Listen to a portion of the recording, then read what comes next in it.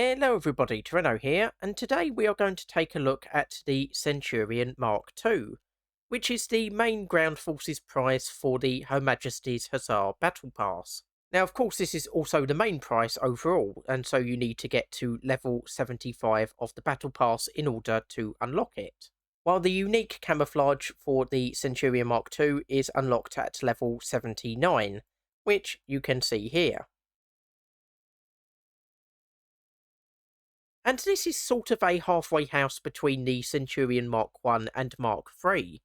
So this is a battle rating 6.3 vehicle, compared to the Mark 1 at 6.0.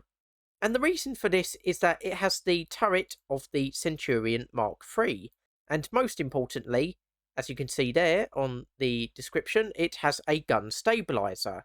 So this is a much more accurate weapon when on the move or against long-range targets. Now, of course, unfortunately, it is still the 17-pounder, which isn't a bad weapon, of course, but obviously in the higher tiers that's not going to be as good.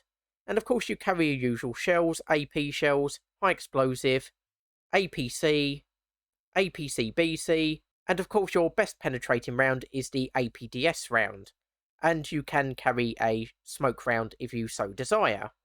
In addition to that, you have the 7.92mm coaxial machine gun, though compared to the Centurion Mark 1, the coaxial position is a lot better protected, and like with the Centurion Mark 1, you still carry smoke grenades. Now, the armour is improved on the turret. On the actual hull, it's the same. I know there was some speculation it might be more protected, because there are some sources that say this had applique armour fitted. I did believe those sources to be wrong, and it seems Gaijin did too, because they've just kept the regular hull armour. So 76mm at the front, 51mm at the side, or 50.8mm with these 6mm side skirts, and 38mm at the rear. Now the turret itself is much better protected. It says 152mm at the front and 89 all around, but it is variable thickness, so it does kind of depend where you actually hit. So 231mm here, 273 here, 250 odd here. There was 100 and, yeah, there's about 110mm there, but possibly it will just hit the cannon breech behind that, because otherwise this stat up here doesn't make as much sense. And again, for the sides and rear, it is, for the most part, what it says, about 89mm, unless, again, you hit a bit of an angle, in which case it's going to be a bit more.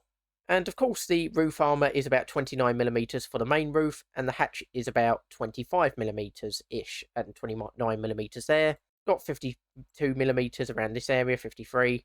It also says M175, not entirely sure what that stands for. While the whole roof armour seems to be about 14mm, while here it seems to be about 8mm, but you've got lots of different armour bits there, so you'd probably end up hitting two plates, making this more around 16mm if you're lucky. Now, the speed is a little bit different, because on the Centurion Mark 1, it's actually a bit faster, 23.1 miles per hour or 37.1 kilometers an hour, whereas on the Mark 2, it's 21.4 miles per hour top speed or 34.4 kilometers an hour. So this is a tiny bit slower, despite having a 566 horsepower engine versus the Centurion Mark 1's 562. And this also weighs a little bit more, so 48.8 tonnes for the Mark II versus 46.9 tonnes for the Mark 1. Other than that, the crew is the same as well, so you've got the driver, loader, gunner and commander. And yeah, for the most part, the rest of this is the same as the Mark 1 or potentially the Mark III. It also comes with a variety of camouflages. You've got your standard, got basic desert, Sicilian, tricolor disruptive, North African bicolour, North African tricolor camouflage, El Alamein, European, winter, and unicolor winter. So we're going to give this a quick test drive just to test out the stabilizer. We're going to take the APDS round as our main round. Right, we're just going to test out the stabilizer, and as you can see, we're picking up speed. And it's staying remarkably stable, except for that bit there where we went over that big hill, but it did recover pretty quickly. And we're going to nearly our top speed, 20 miles per hour, 21. And if there's any movement, it's basically imperceptible. This is a lot more stable than lower tier tanks. I'm going to aim at the Panzer IV. once we get up a bit more speed. We're going over, like, not the roughest terrain, but we're not going over the smoothest terrain either, and it is staying remarkably still. See how if we can hit this Panther. Yep, hitting the Panther pretty easily. Even though going at top speed over muddy terrain. You can see a little bit of movement at the top speeds. Just a tiny bit of movement. Obviously, that would be a bit of a problem if you're shooting ridiculously long range, but for what we're doing now, close range targets. See if we can hit the elephant over there.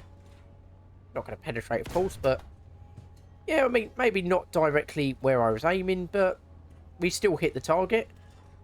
And it's struggling a little bit now. We're going over some rougher terrain, but it is recovering a lot quicker than lower tier vehicles without the stabilizer. So, all in all, I'd say the stabilizer is a very good addition to this vehicle.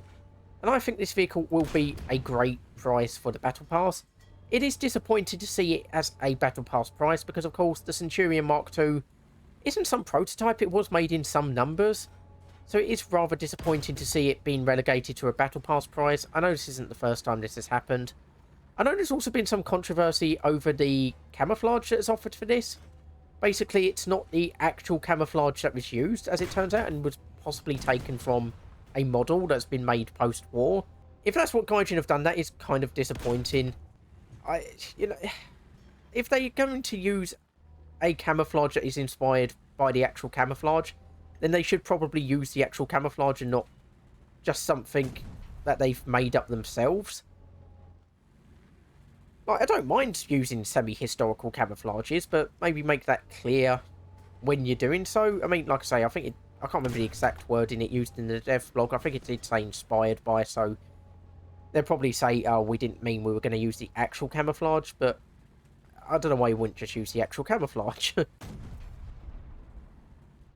So, that is the Centurion Mark II, and like I say, it is the main prize of the Her Majesty's Hussar Battle Pass. So hopefully you've enjoyed the video, hopefully you'll join me for future videos of this type. I've been Tyranno, and I'll see you next time.